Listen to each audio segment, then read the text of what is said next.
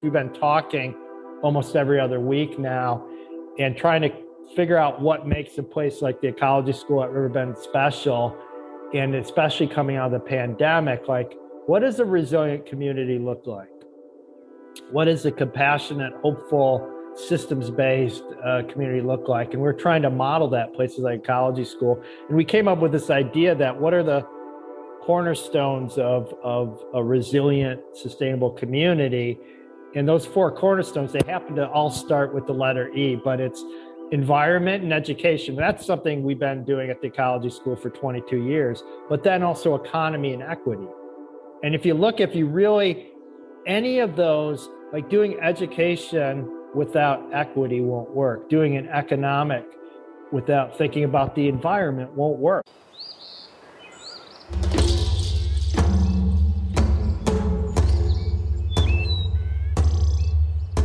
This is the Regenerative Real Estate Podcast.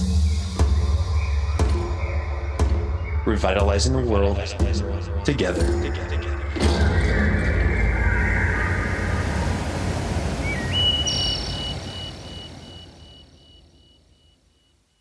Welcome to the Regenerative Real Estate Podcast. This is your host, Neil Collins. It is a show that is supported by our work at Latitude Realty.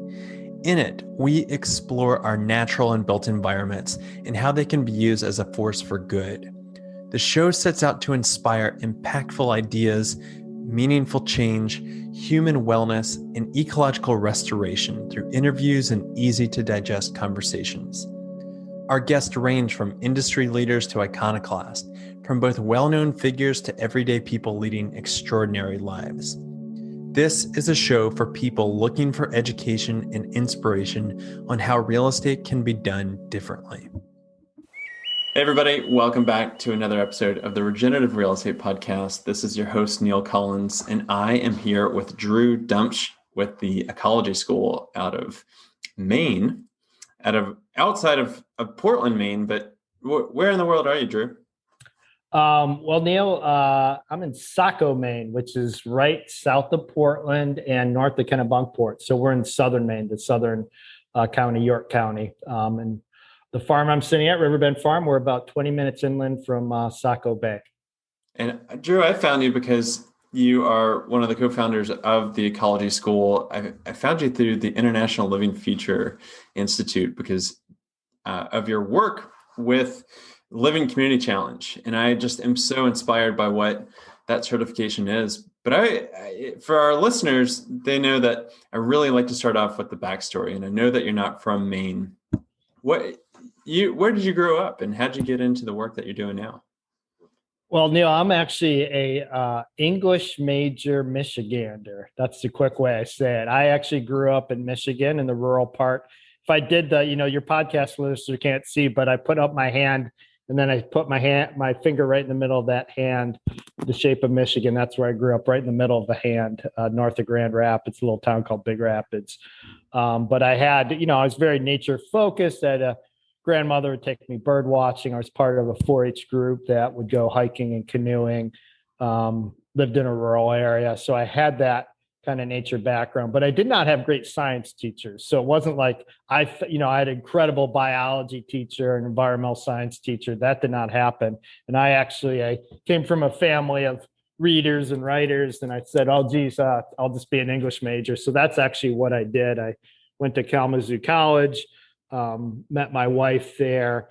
But then some of my friends had come out to Maine to work for a residential environmental learning center called Stone Environmental School. And this was actually 30 years ago, almost to the day. Actually, a few weeks ago was my 30th anniversary coming out to Maine. I had gotten out of college and was working at a Japanese auto parts company in Battle Creek that made Toyota radiators and getting paid pretty good for an English major right out of college. And I was miserable. And what were you doing with them?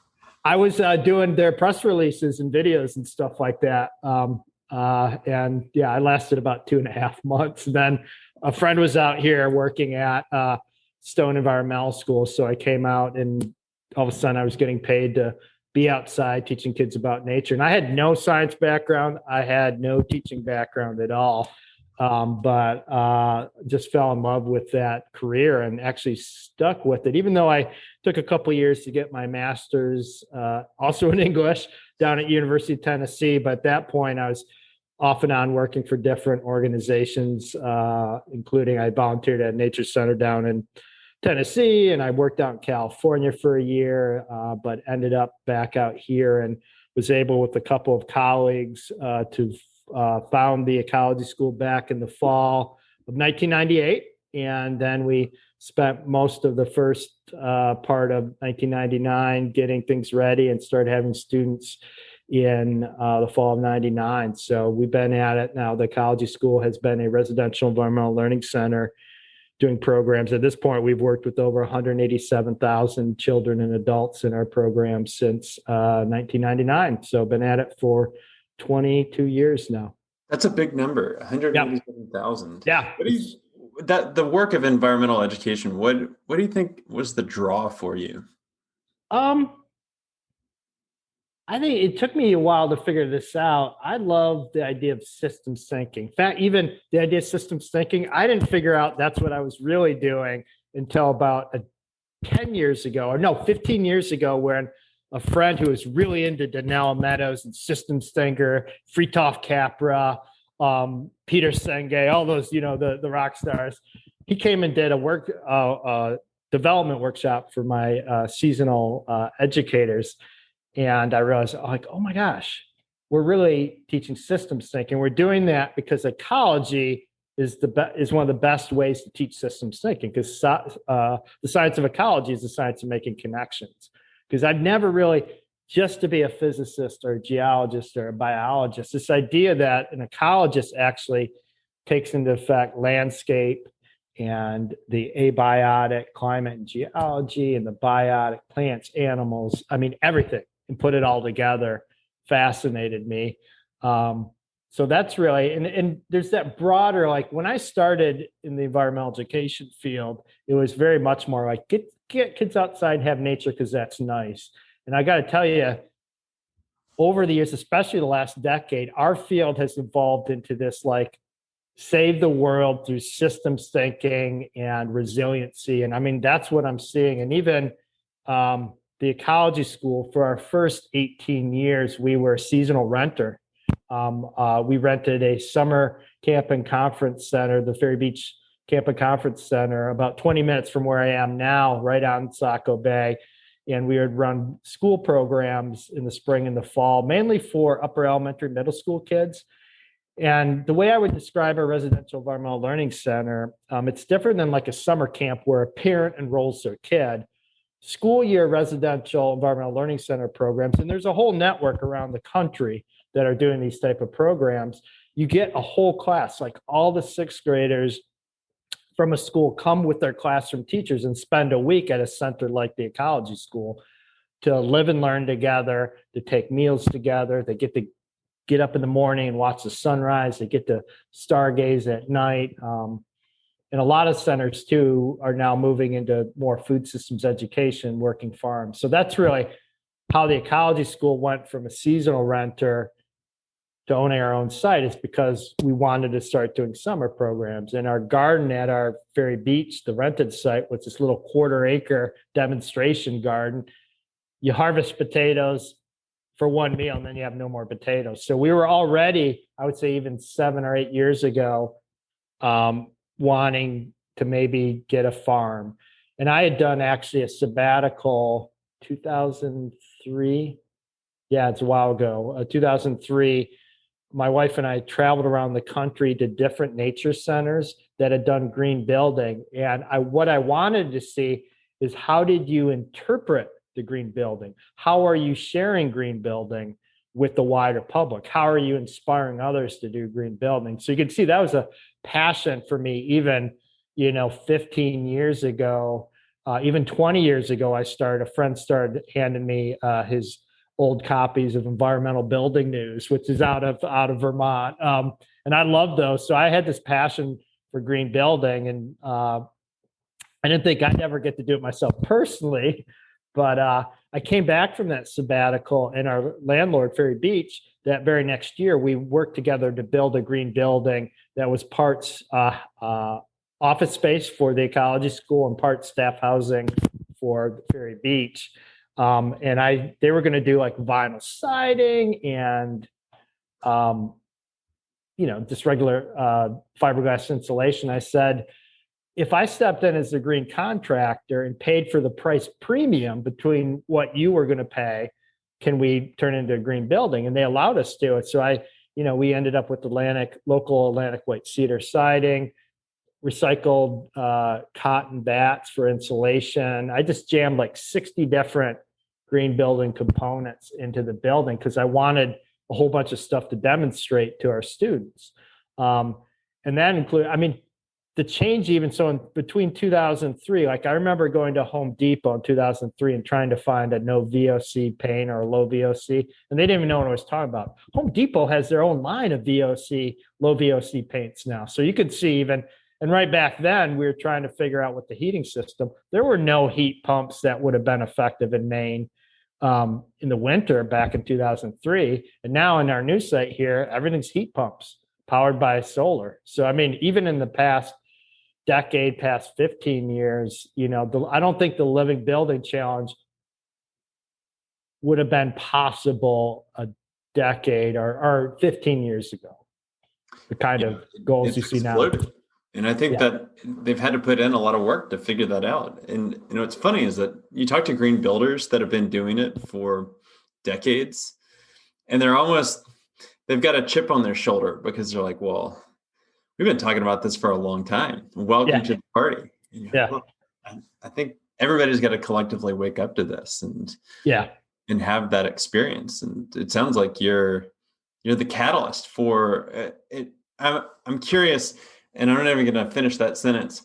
You called yourself the Ecology School, but you didn't realize that you were doing systems thinking. Yeah. Why did you call yourself that? Well, already, you had started out, we're definitely grouped as an environmental education organization, but I always saw us as ecology education, which is different. It's a very more specific on landscape and making connections and ecosystem study. So, and that previous organization, I'd started my career in Stone Environmental School. So we were trying to get away from environmental, and ecology gave us, and really that school was this real, like, not necessarily a school building, but a school of thought, using ecology as a way of thinking about the world and a lens to understand the world and connections. Because I think, a lot of harmful impacts that humans do, for the most part, it's not this, I want to hurt the earth. Most people aren't going to say, you know what? I want to buy something that's going to hurt the earth. But it's like, I buy something, have no idea that it's hurting the earth or hurting other species on the planet.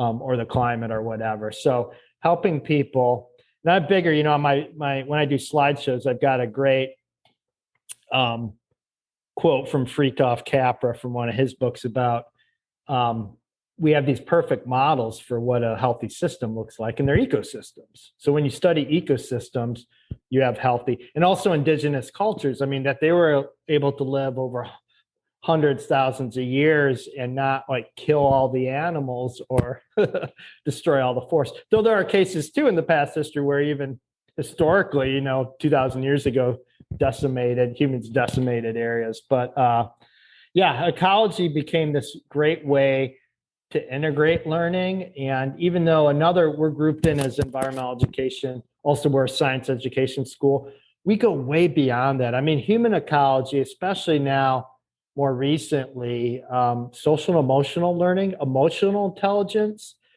has been really important to us. In fact, there's a book that Peter Senge did with Daniel Goldman, who's been big really on social and emotional learning. I can't remember what it's called now. I should know this off the top of my head, but this idea of the education of the future is a combination of systems thinking and social emotional awareness put together. That is the type of an education that focuses on that is really the kind of education we should be doing.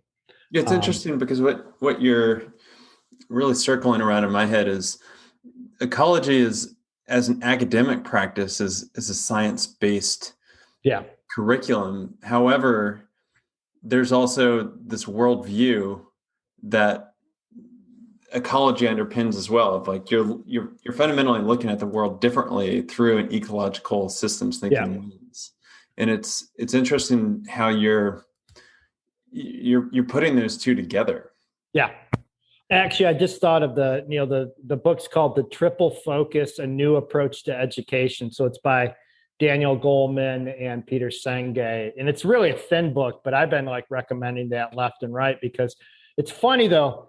I found in the way I and my colleagues have developed the ecology school, we've always had this sense of we were doing systems education. We are doing that approach to education. We just didn't have a name for it, but we already had the sense of that kind of, and the other thing we crafted early on, my colleague, Steve Signal, who is one of the co-founders, he did have a landscape ecology background. He studied under Bert Barnes at the School of Natural Resources at University of Michigan.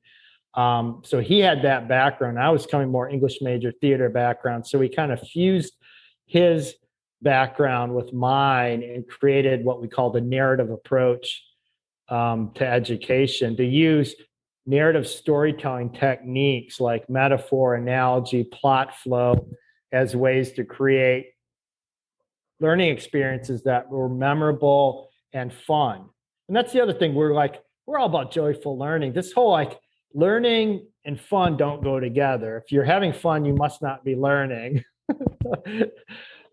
We just like to have a lot of fun. So this narrative education, we came up with what we call the ABCs of ecology.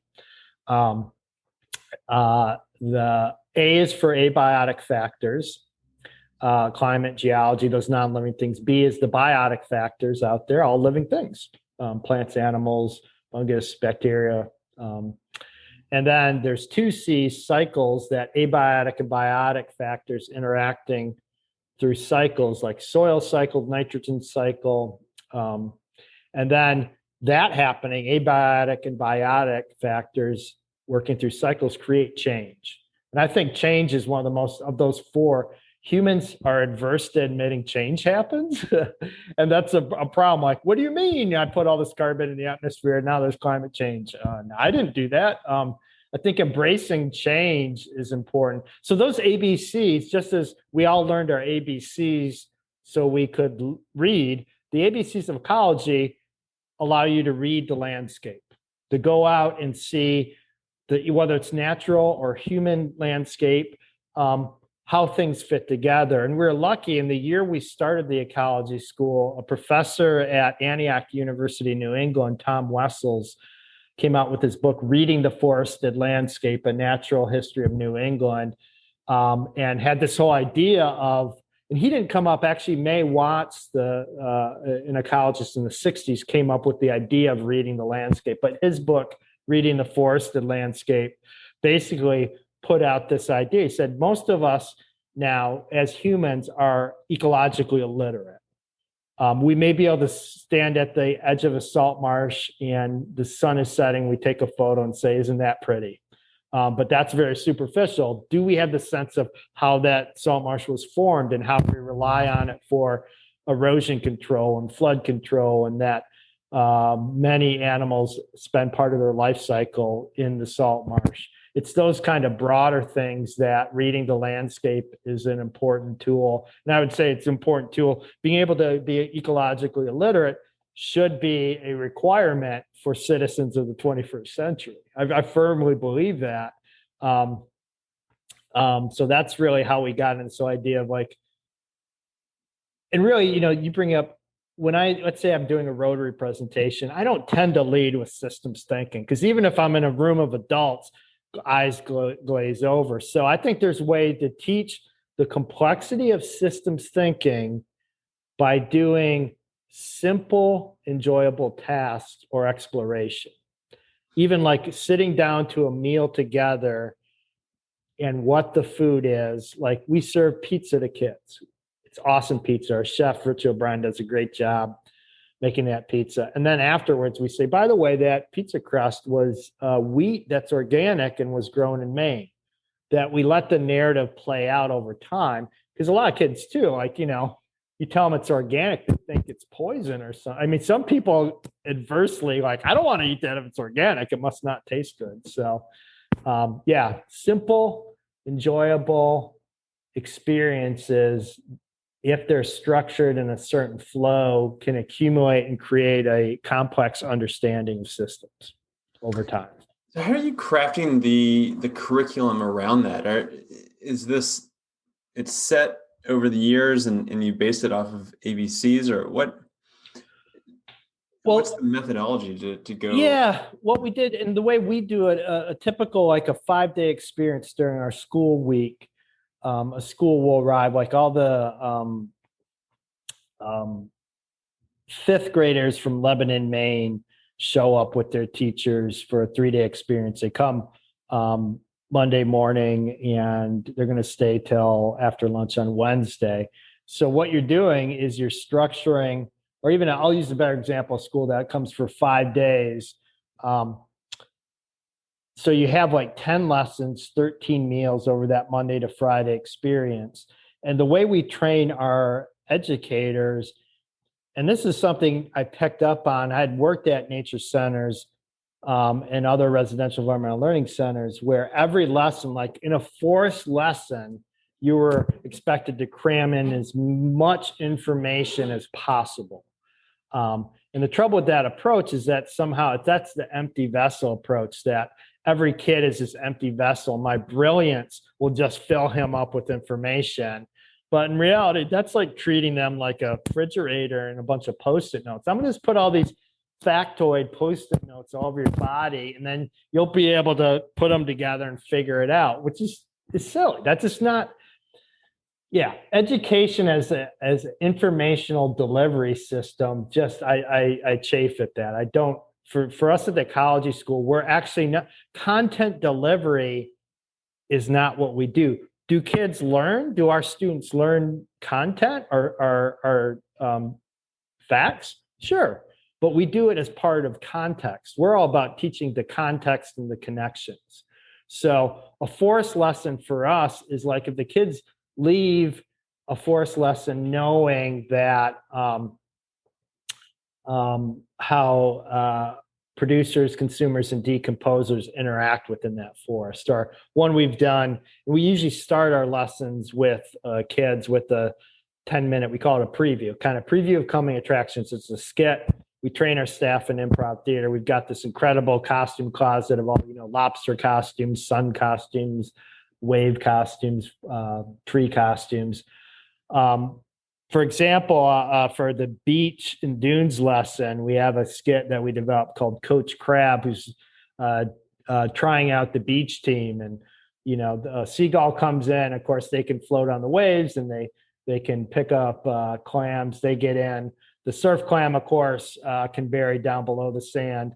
The white pine comes on, does not make the team. They get cut. They're like, how do you do if a wave comes in? How do you do with salt water? Like, well, it'd kill me. And they're like, well, I'm sorry you can't make the beach team, but you should go try out. I heard the forest is doing a team tryout. But we do, and the kids are laughing, we're being goofy, but that sets out the concept that the beach has very specific abiotic factors that make it a tough place to live.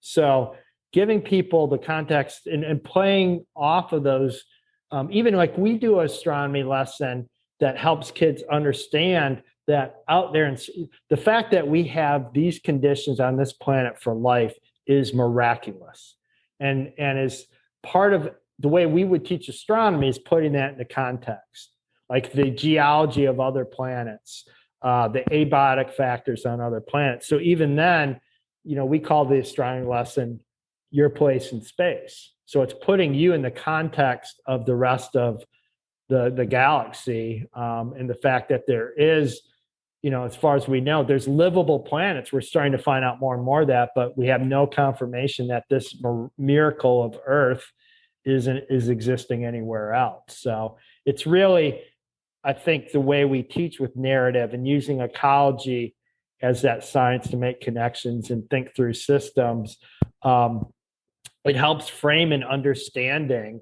And those concepts can be applied in workplaces even. We had our local Whole Foods in Portland, their leadership team came out. We did we call it the ecosystem pattern survey, where they go from the beach to the dunes to the secondary dunes to the forest, and they measure, nutrient level, productivity, diversity, disturbance levels. These are all things they each have like a little field notebook.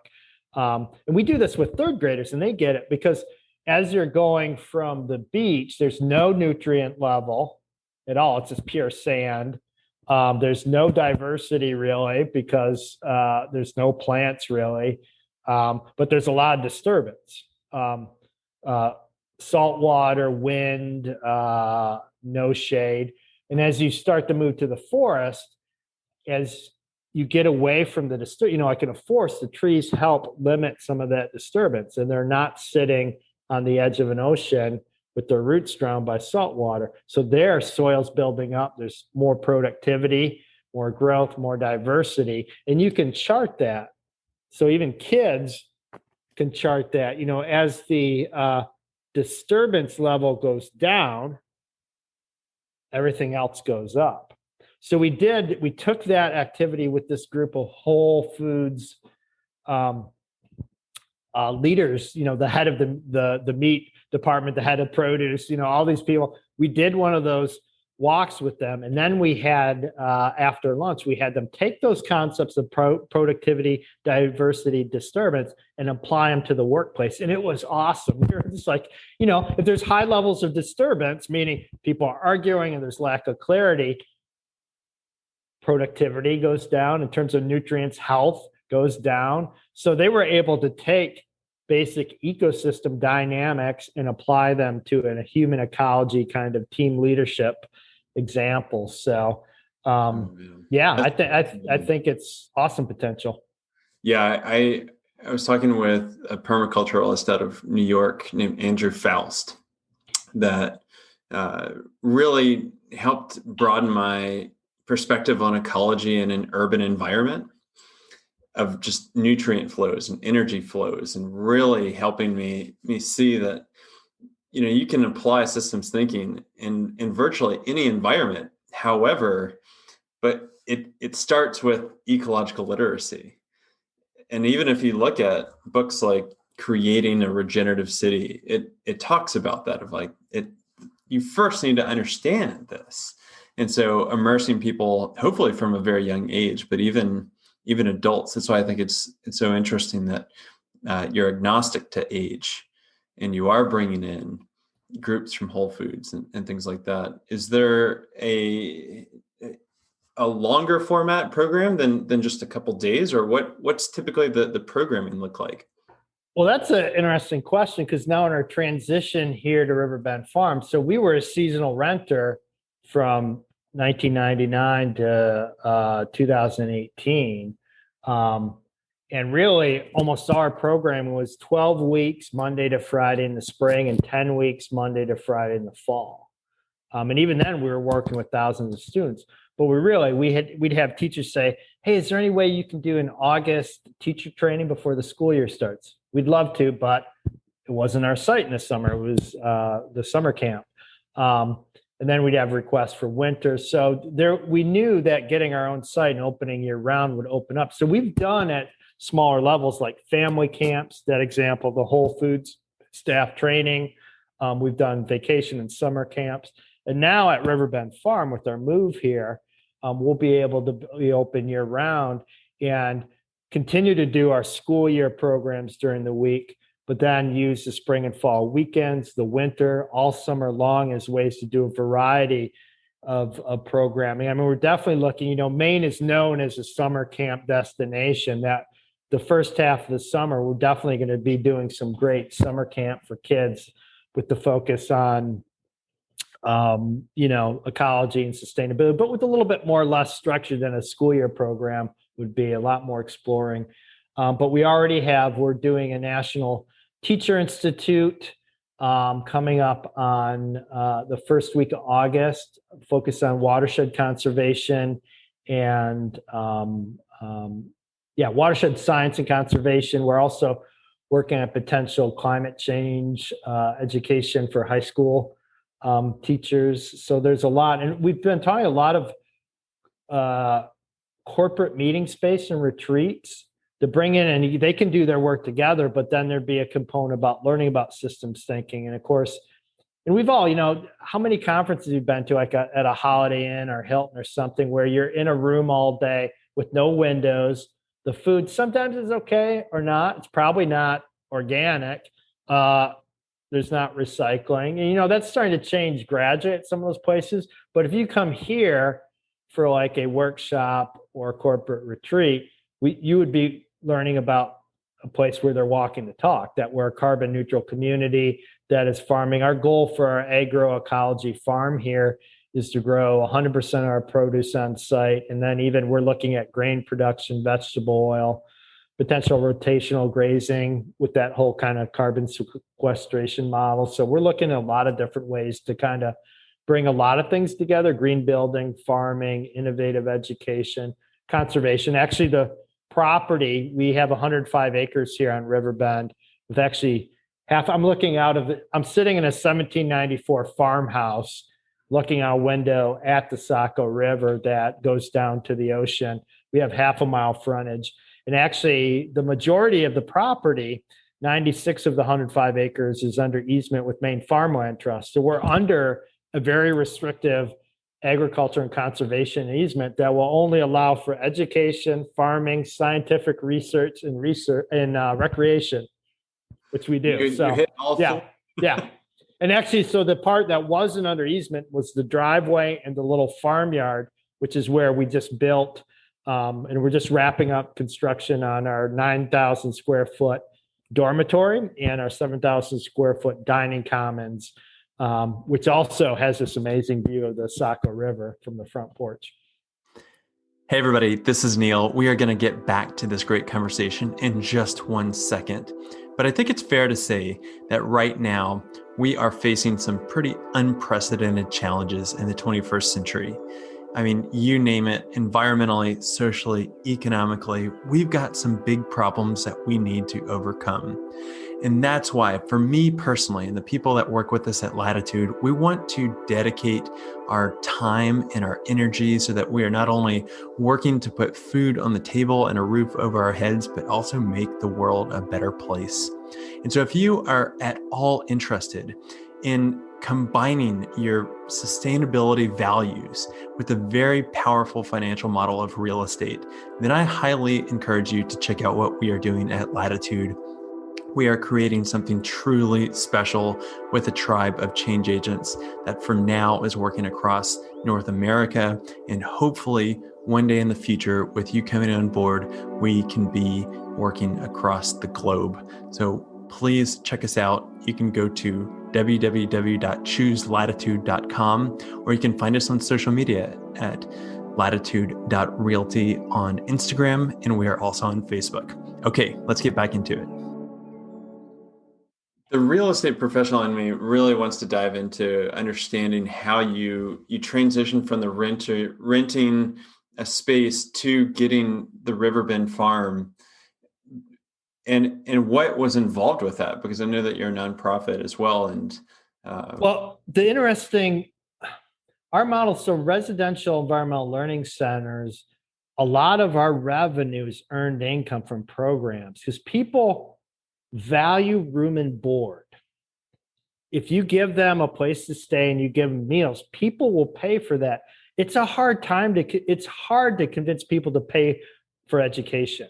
So my colleagues at day use nature centers have to fundraise more because they're basically providing, the education part, which we are too. But when you add in room and board, we're able to pay or to charge a decent enough fee to make some pretty good money. Having said that, like what we charge right now for a full week for a student in the school year, it's about $350. That's what day camps cost. So we definitely subsidize and charge a lot less for our school year programs in the residential sphere. But we had this, so the ecology school, we had been paying nearly $200,000 in rent at Ferry Beach for basically 22 weeks a year. So when we started out going to commercial banks to like feeling out they're like, I remember one bank official saying, so of that 200, how much of that was other stuff? I'm like, what do you mean? That was the rent. He's like, how are you paying for that? I said, that was all earned income. He said, you're a nonprofit, you're paying 200,000 in rent a year. You will qualify for some decent funds. But what really happened then is that we connected up actually with someone who's working for Senator Collins, one of our U.S. senators, put us onto the USDA Rural Development Program. They have the Community Facilities Loan. So we were able to lock into a 40-year loan at, get ready for this, 2.125%. So for what we were paying for rent at Ferry Beach, right there, we were able to finance over $5 million. And that was like operating during 22 weeks. So knowing program expansion, we actually were able, and we did a lot of vetting, like a big business plan and expansion, but, and it was rough. I mean, we spent like 2 years working with USDA doing the vetting, but they felt, very confident that given our business model, having our own year-round home, we would easily be able to pay off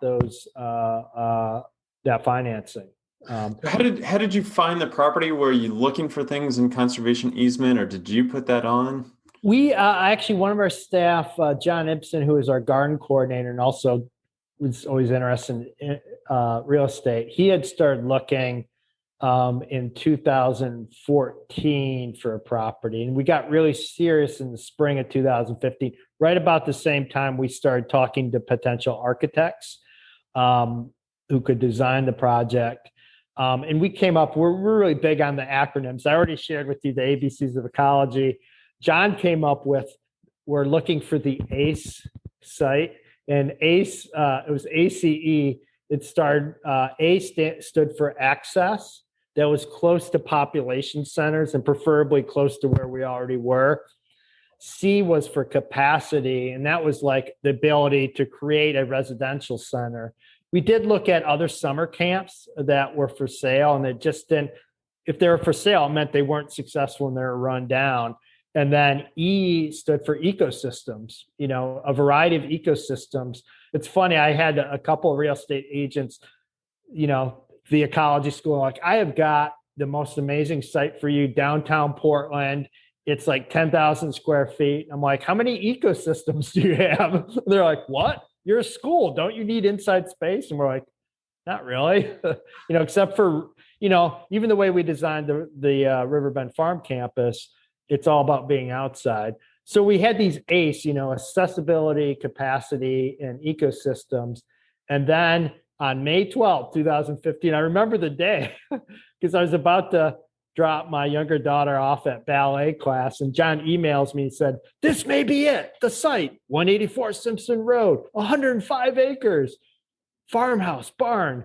So I dropped her off and drove over to the driveway, and the driveway view, even, I'm like, whoa, I just could tell from the driveway because we're way off the driveway. The driveway itself is like 1/8 of a mile long. I mean, it's a pretty long driveway. You can't even really see the farmhouse. You can see the barn from the road. And it's an 1840s barn in great shape. Supposedly won in a poker game. I guess people used to bet their barns, and if you lost, it was dismantled and put somewhere else. So within a week, we were on site looking, and it was just amazing. And in the fields, it had been a horse farm since the 50s. Mary Merrill owned the property, and she's interesting. She had grown up in Augusta. Her grandfather was governor of Maine in the early 1900s. So she came to Saco, bought the property, and was raising Arabian racehorses in Maine. So we've got a little slice of Kentucky here too. And because it's an equestrian area, there were already 3.5 miles of trails. So it was like a nature center waiting to happen. So We immediately like, this is amazing. And it was 20 minutes up the road from our other site, 10 minutes from my house. And really, we were looking in New Hampshire, all over the place. And actually, the most perfect place ended up being right up the road, which is good because to get to where we are today, where we're just about to open, we're doing a ribbon cutting 2 days after Earth Day. In fact, actually on Earth Day, we're going to do a ceremony called Flip the Switch to a Carbon Neutral Future, where we flip the solar power switch on our 720 solar power panels. But to get to where we are now, we had 27 municipal meetings between the city council and the planning board. So before we get into that, I feel like that tees up really nice the living community challenge. Was that on your radar whenever you're looking for properties, or was that something that came out organically over time? We actually, the living building. So when we started looking for architects, we knew we wanted to do living building because I'd already been reading like environmental building news. I was a big fan of that. I knew, LEED was great, but like this living building was a whole nother level of rigor. And the thing, like both living building and living community, things like equity and beauty. Wow. I mean, like we're going through the just certification for our equity pedal. And I mean, wow, that is thorough. And our lead architect, Jesse Thompson, really encouraged me to look at the Living Community Challenge because it felt like that was our master plan. Going through the Living Community Challenge on a broader, not just our new living building dormitory and our living building dining commons, adding in our agroecology farm, being a center for, like, let's say a hurricane comes through the area, our dining commons will be that, still have the power on kind of place for people to gather, electric charging for electric vehicles, all these kind of broader, how our small community here interacts with the larger community just made a lot of sense. And that was why going through, like you as someone in real estate or an architect or engineer, a lot of planning boards haven't caught up with the innovation of something like a Living Community Challenge. In fact, we, on our water pedal, we very much wanted to do more of a bio treatment with wetlands. But in the state of Maine, that would have required building a conventional system of tanks and leach field on top of that. So it made it cost prohibitive. Though in reality, the whole thing, our water pedal, we're meeting because we're using a tank and a leach field. It's a more efficient leach field with the aeration system, but we have such incredible hydrology here. If you're pulling up water and then the water's trickling back in, it's looping through. So we're meeting actually the water pedal, whereas like, downtown Portland, Oregon or downtown Portland, Maine, doing a living building and meeting the water pedal is really, really hard to do. It's like rain capture. And we are, on our water, we're drawing for domestic, which would be like, drinking water and flushing toilets. But for agriculture, we're totally doing a rain capture. I think the whole heavily irrigating with groundwater is quite problematic and getting more so now with droughts. I mean, even here in Maine, we had a major drought last year. So this idea of pumping water out of the ground, I would love to see more like rain catchment kind of systems. So what do you think the reception of the municipalities or the municipality planners and permit people that, like, did they get it? Like, were they drawn to the mission and the aspiration of it? I think it was just in the whole, not my backyard is well, this is a national, it's interesting. And it often comes from a more progressive, like, I'm totally into solving climate change. Just I don't want a windmill near me, and don't put solar power panels across the house from me. But we had a handful of neighbors who definitely continue to feel the idea of using this farm for educational and conservation purposes is horrible. And between they and some folks on the planning board, it really was a tough process because really we're in a rural zone, that allowed for golf courses, nurseries. I mean, just a slew of random stuff, but it didn't say in the zoning residential environmental learning center. So we had to go through a contract zone part of that. Not every municipality, I don't know in Oregon if you've got contract zones, but it's a way to kind of nimbly sidestep archaic zoning that hasn't been updated. So we had to go through a contract zone process, then a planning board process, and then because the project took so long, then we had to go back for renewal of the contract zone. And I mean, it just, but every step of the way, there were times where it just like, you guys don't get what we're doing, or it felt like you're not maybe valuing the level of what we're bringing to this community. So, but I know even, the municipal attorney we used for the process called me up just a few days ago and said, hey, the city of Sacco's asked if I could do a training for them. And I'm like, he wanted to know if that was okay because we're his client. I said, anything to help that council and planning board be more educated on the process of something like what we went through, I am all about. In fact, I would love to host here planning boards, architects, engineers, anyone to help them understand all the hurdles that were thrown in our way to try to help remove some of those hurdles. Yeah, and hopefully they can become advocates after that, and you can do some good neighbor discounts for your neighbors. Oh yeah, and I think, as you know, I mean, with living building, Jesse Thompson, our lead architect, probably said it best. It's like, this is impossible. They're making it near impossible, and then saying, figure it out. So, because there were like, and you probably heard this from other folks who've done it. I mean, the materials is the hard pedal. Everything else even is just, it's the materials pedal. The red list and all that. It's like, and adding to that, and what our architects, because we had three firms, not only Kaplan Thompson but Bryburn and Scott Simons, since they were designing two different buildings, they agreed on a unified palette of materials to try to reduce how much vetting. So they got it down to like 1,000 or something. It's really remarkable. And people who don't know about it, like 1,000, that seems like a lot. Oh no, I mean, big building projects, what, 13,000, 15, 20,000 items? So they tried to reduce it. We definitely went with wood. We're in Maine. We went with Hancock Lumber in Maine. That actually they even renewed their FSC certification, so they for their trusses, so they could provide the trusses.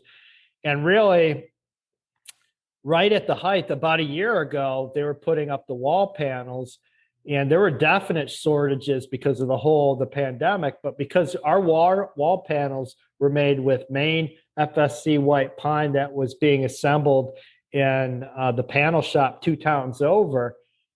Right when we needed the walls to go up, we had no shortage of materials. Where I know other projects were like waiting on some from California or from Maine or from China or who knows, Europe.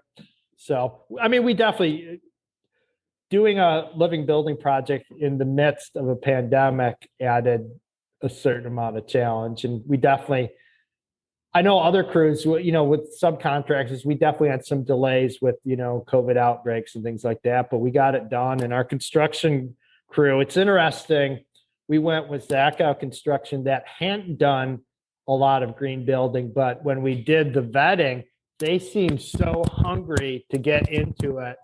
And they had a nonprofit, a lot of Jeff Zackow, their head of their company, serves on nonprofit boards. And I really felt, doing a building project for a nonprofit is different than doing a project for profit. Because also, as we were raising money as we went along. We did 2 rounds of value engineering, which I had no idea what value engineering was until I did. And I learned value engineering, just a fancy way for cutting the budget. But we did 2 rounds of VE for a total of $3.1 million in cutting. And to show you how well the team did, Zach Allen, our designers, and us as the owners, we didn't lose any square footage. We didn't use any functionality. And I mean, some of the things like the architects really thought copper roofs was going to be cool. You know what? We're fine with the zinc alloy, the regular metal roofs. So the first round of VE, the 1.5 million, actually was really, and they wanted, they had built-in shelves for the dorms, which was going to be like $500,000. We lost a lot of that stuff. The second round got tough though. And at one point, the cost estimator for Zach said, "Hey, I've got a great idea how to bring the project back in budget." And I said, "What?" He said, "Lose the living building challenge." And I'm like, "It's not gonna." He said, "Maybe you can do like LEED gold." And I'm like, LEED gold doesn't even mean anything anymore. I'm like, "No." So, but we sharpened our pencils and not even pencils, got in on the CAD and really dug in, and we were able to do it. And actually, even ILFI pointed out a couple times, they're like, "How are you guys doing it so budget conscious?" Because I definitely, some of the other projects out there, green building, I just look at them, I'm like, "Man, you are throwing a lot of money at this."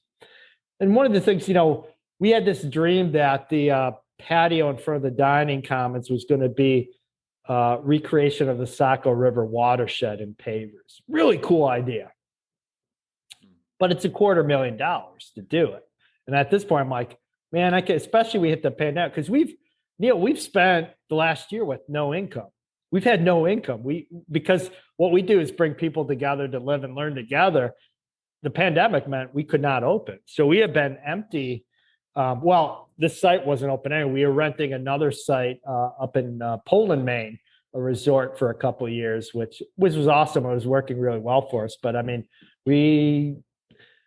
in May, we're hoping to have 10 fifth graders from New Hampshire come with 2 teachers, and we're so psyched. I mean, that's like 12 people when really a busy week for us is 120 people. But that's the pandemic. Having said that, I think there's that pent up demand. Well, actually, you're in real estate. Real estate market is out of control right now. People from Boston and New York are snapping up real estate. And that's unfortunate because it's an equity issue. So you've got working families in Maine that can't afford real estate, and you've got people from out of state coming and grabbing on to property. I'll tell you, this 105-acre gentleman's farm would have been snapped up if it went on the market last year or even this year.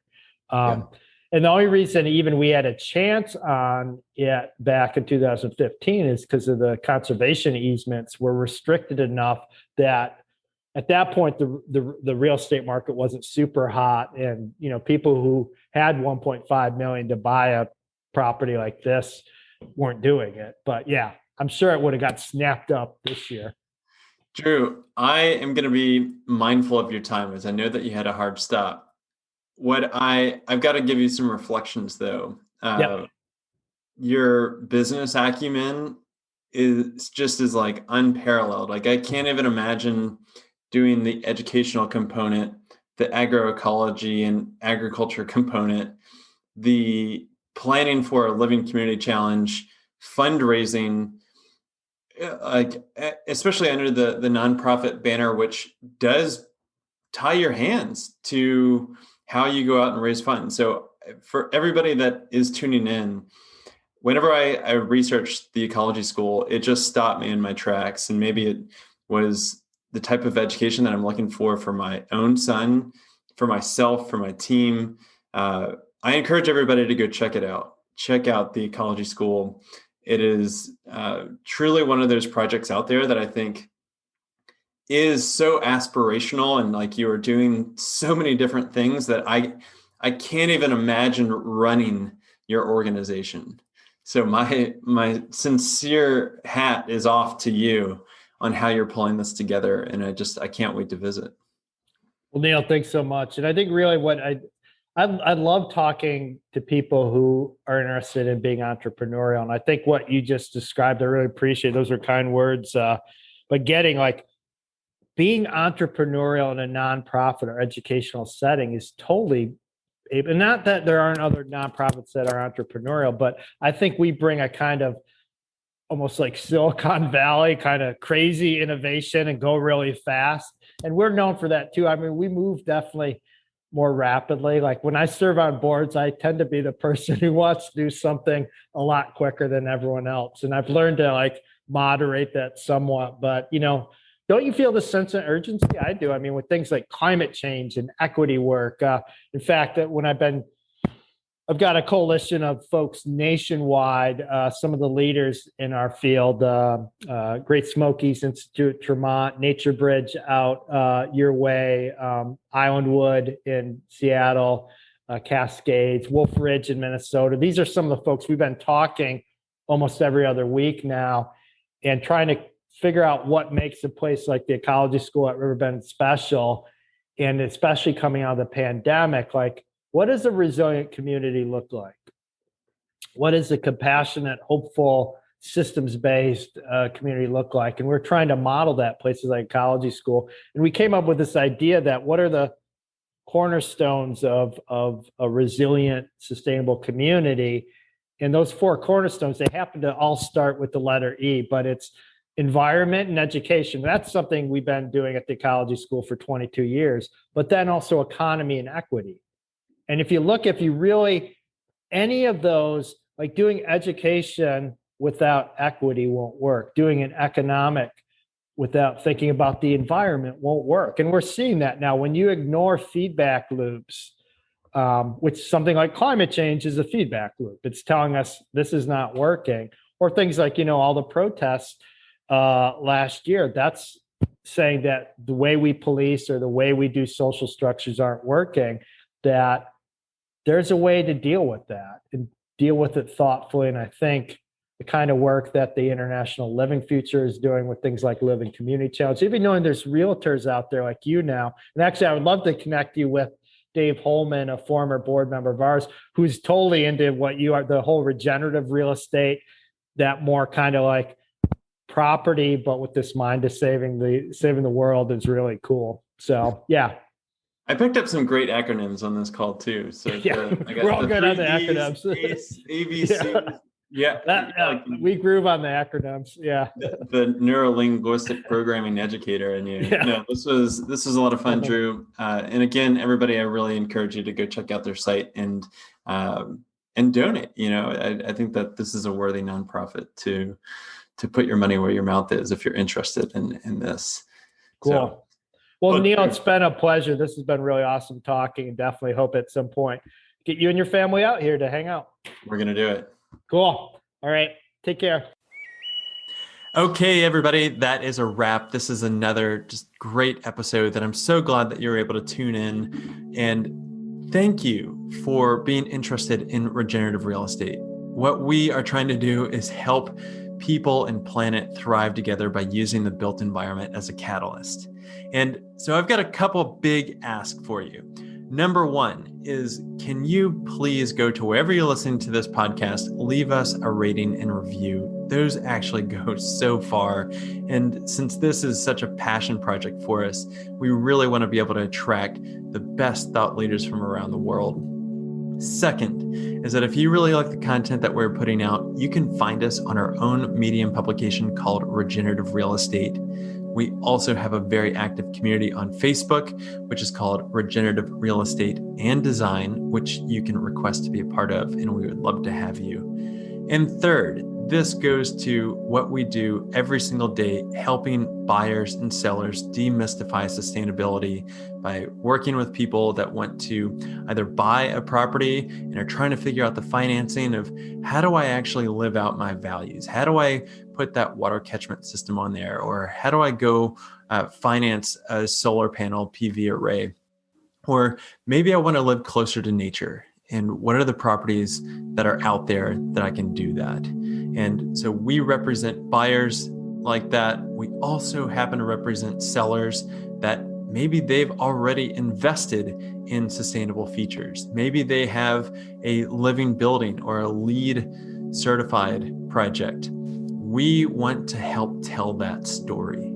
So much of what goes on in the real estate industry is transactional thinking at best, and it translates down into agents just really don't know anything about sustainability.